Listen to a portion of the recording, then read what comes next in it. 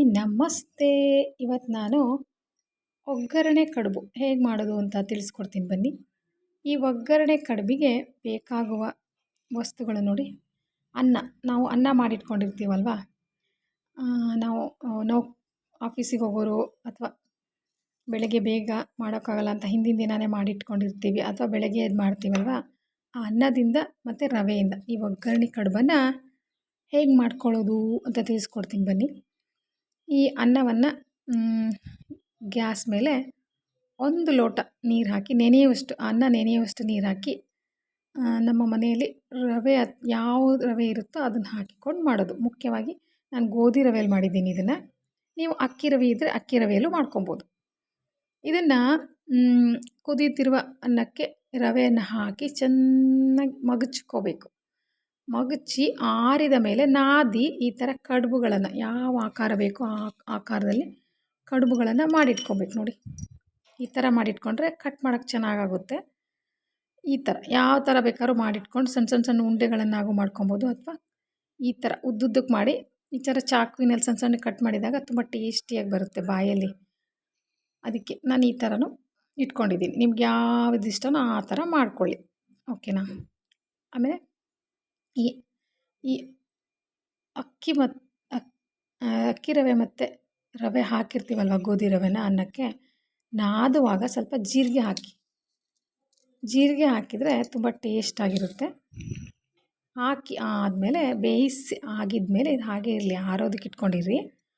ಈ ಒಂದು ಒಗ್ಗರಣೆ, ಈ ಒಗ್ಗರಣೆಗೆ ಏನೇನು ಬೇಕಪ್ಪ ಅಂದರೆ ಸಾಸಿವೆ, ಜೀರಿಗೆ, ಉದ್ದಿನಬೇಳೆ, ಕಡಲೆಬೇಳೆ ಮತ್ತು ಕರಿಬೇವು, ಬೆಳ್ಳುಳ್ಳಿ, ಇದನ್ನೆಲ್ಲ ಹಾಕಿ ಒಗ್ಗರಣೆ ಮಾಡ್ಕೊಳ್ಳಿ. ಮುಖ್ಯವಾಗಿ ನೀರುಳ್ಳಿ, ಸಣ್ಣಕ್ಕೆ ಹೆಚ್ಚಿರೋ ನೀರುಳ್ಳಿ ನೋಡಿ, ಸಣ್ಣಕ್ಕೆ ಹೆಚ್ಚಿದ್ದೀನಿ. ಸಣ್ಣಕ್ಕೆ ಹೆಚ್ಚಿರೋ ನೀರುಳ್ಳಿಗಳು ಕಡುಬು ತಿನ್ನುವಾಗ ಬಾಯಲ್ಲಿ ತುಂಬ ಟೇಸ್ಟಿ ಕೊಡುತ್ತೆ. ಮತ್ತು ಮುಖ್ಯವಾಗಿ ಈ ಉದ್ದಿನಬೇಳೆ, ಕಡಲೆಬೇಳೆ ಇರುತ್ತಲ್ವ, ಅದನ್ನು ಸ್ವಲ್ಪ ಜಾಸ್ತಿಯಾಗಿ ಹಾಕಿ.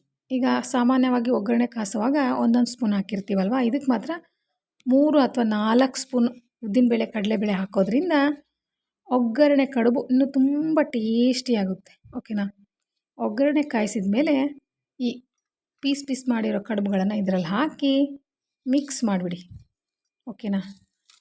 ಮಿಕ್ಸ್ ಮಾಡಿದ ಮೇಲೆ ರುಚಿಗೆ ಅದರ ಮೇಲೆ ಸ್ವಲ್ಪ ಉಪ್ಪು ಹಾಕಿ ನೀವು ಉಪ್ಪನ್ನು ಈ ಹಿಟ್ಟು ನಾದುವಾಗಲೂ ಬೇಕಾದ್ರೂ ಹಾಕ್ಬೋದು. ಈ ರವೆ ಮತ್ತು ಅನ್ನ ನಾದುವಾಗಲೂ ಜೀರಿಗೆ ಜೊತೆಗೆ ಹಾಕಿ, ಅಥವಾ ಈ ಒಗ್ಗರಣೆ ಮಿಕ್ಸ್ ಮಾಡುವಾಗ ಕಡುಬಿನ ಜೊತೆ ಅದು ಆವಾಗಲಾದರೂ ಹಾಕ್ಕೋಬೇಕು. ಈಗ ಹಾಕಿದ ಮೇಲೆ ಈ ಥರ ಒಗ್ಗರಣೆ ಕಡುಬು ರೆಡಿಯಾಗುತ್ತೆ ನೋಡಿ. ಈ ಒಗ್ಗರಣೆ ಕಡುಬು ಈ ಥರ ನೋಡಿ, ನೀರುಳ್ಳಿ ಎಲ್ಲ ಚೆನ್ನಾಗಿರುತ್ತೆ. ಇದು ಕೊಬ್ಬರಿ ಚಟ್ನಿ ಜೊತೆ, ಈ ಕೊಬ್ಬರಿ ಚಟ್ನಿ ನೋಡಿ, ಇದ್ರ ಜೊತೆ ತುಂಬ ತುಂಬ ತುಂಬ ತುಂಬ ಟೇಸ್ಟಿಯಾಗಿರುತ್ತೆ. ಹೀಗೆ ತಗೊಳ್ಳೋದು, ಈಗ ಹಚ್ಕೊಳ್ಳೋದು, ತಿನ್ನೋದು.